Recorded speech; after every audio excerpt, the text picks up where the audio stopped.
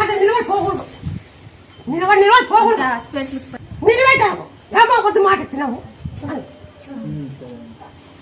అది ముత్యాలు తిరపాలి. ముత్యాలు తిరపాలి అంటే తిరపక ముత్యాలు తిరపాలి. ఇది గుర్తుపెట్టుకో. ఎంత 38,000 నువ్వు అమ్మాయి పోతావు లేక పూర్తి పడిపోతుంది. మరి పూర్తి పడి నాకు ఎట్టకొచ్చు ముందుగానే కానీ 7 పడిపోతే నాకు ఎట్టకొస్తుంది. నువ్వు మెరకెళ్ళి పోతావు అని నాకు ఎట్టకొస్తావు. నీ మయం నువ్వు చెప్తే ఇది ఉండే నువ్వు ప్రపంచం అంతా చూస్తున్నావు. సరేను అమ్ముకో అని ముత్యాలమ్మ ఏం తెలుస్తుంది.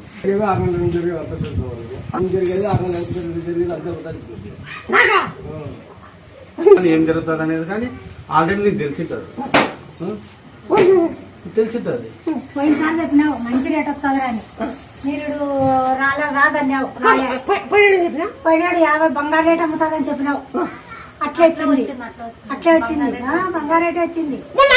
ఈరోడు పడిపోయింది. ఇంకసారి నేను 78,000 అడిగిండేది ఇప్పుడు 10,000 అడుగుతుంది. 78,000 అడిగిండేది. 58 సాలా అని చెప్పిన 58 సాలా మీరు అమ్ముకోనంటే ఒక్కడే ఇన్నాగా నవాడిన్నా నా మాట అంటే 58,000 పోతుంది పడిపోతుంది అని బాగా చెప్పినా నా మాట కొన్ని చెప్పండి చెప్తా. నువ్వు చెయ్యి నేను చెప్తాను. కానీ కానీ నువ్వు అన్నకైనా మాట రేట్లా నెలకి తగ్గిపోయింది. నెలకి నువ్వు ఎంత ఉన్నావు? 38.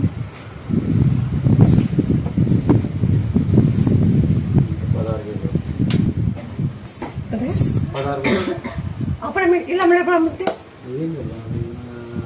వస్తుంది అనుకుంటూ ఇలా ఆ పొద్దు అమ్ముకోండి. ఇరుకు పడిపో. నా మాట అదే నీ మాట నేనమ్మా మళ్ళా ఈ పొద్దు తెంపితే ఆఫీస్ చేయమని చెప్తున్నారు. అక్కడికి పోవాలి అవుట్లోకి వచ్చి పోదామని 60,000 గంటలు వస్తుంది.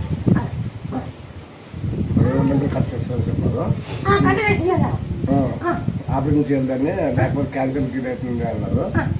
నేను అవుట్లోకి ఇవ్వదు పోయి రేపు పోదాం కానీ ఇవ్వదు ఇట్లా అవుట్లోకి వచ్చి బాగుంది. చూసినప్పుడు డాడీలో పోయి చూసి మధ్య కప్పు తిక్కున్నది.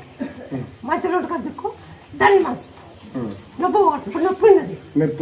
నొప్పిందంటే చూస్తే ఇప్పుడు చూస్తే ఇప్పుడు